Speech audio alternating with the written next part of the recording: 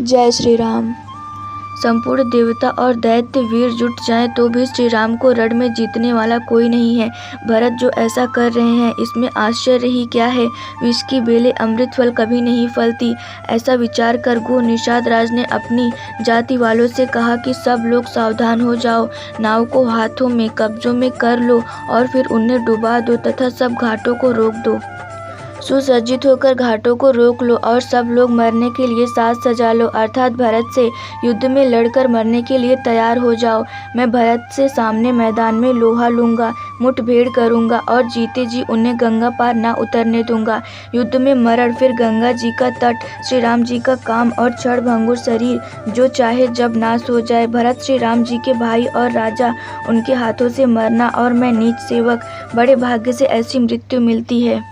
मैं स्वामी के काम के लिए रण में लड़ाई करूंगा और 14 लोकों में अपने यश से उज्ज्वल कर दूंगा। श्री रघुनाथ जी के निमित्त प्राण त्याग दूंगा। मेरे तो दोनों ही हाथों में आनंद के लड्डू हैं, अर्थात जीत गया तो राम सेवक का यश प्राप्त करूंगा और मारा गया तो श्री राम जी की नित्य सेवा प्राप्त करूंगा। साधुओं के समाज में जिसकी गिनती नहीं और श्री राम जी के भक्तों में जिसका स्थान नहीं, वह जगत में पृथ्वी का भार होकर व्यर्थ ही जीता है। वह माता के यौवन रूपी वृक्ष के काटने के लिए कुल्हाड़ा मात्र है। इस प्रकार श्री राम जी के लिए प्राण समर्पण का निश्चय करके निषाद राज विषाद से रहित हो गया और सबका उत्साह बढ़ाकर तथा श्री रामचंद्र जी का स्मरण करके उसने तुरंत ही तरकस, धनुष और कवच मांगा। उसने कहा, हे भाइयों, जल्दी करो और सब सामान सजाओ। मेरी आज्ञा सुनकर कोई मन में कायरता न लावे। सब हर्ष के साथ बोल उठे, हे नाथ, बहुत अच्छा है, और आपस में एक दूसरे का जोश बढ़ाने लगे। निषाद राज को जोहार कर करके सब निषाद चले। सभी बड़े सूरवीर हैं और संग्राम में लड़ना उन्हें बहुत अच्छा लगता है। श्री रामचंद्र जी के चरण कमलों की ज्योतियों का स्मरण करके उन्होंने भातियाँ, छोटे छोटे तरकस बांधकर धनुहियों, छोटे छोटे धनुषों पर प्रत्यंचा चढ़ाई।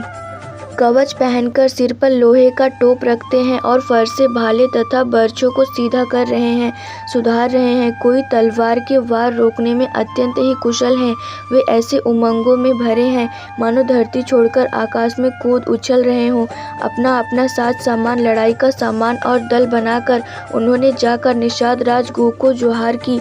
निषाद राज ने सुंदर योद्धाओं को देखकर सबको सुयोग्य जाना और नाम ले लेकर सबका सम्मान किया। उसने कहा, हे भाइयों, धोखा ना लाना, अर्थात मरने से ना घबराना। आज मेरा बड़ा भारी काम है। यह सुनकर सब योद्धा बड़े जोश के साथ बोल उठे, हे वीर, अधीर मत हो।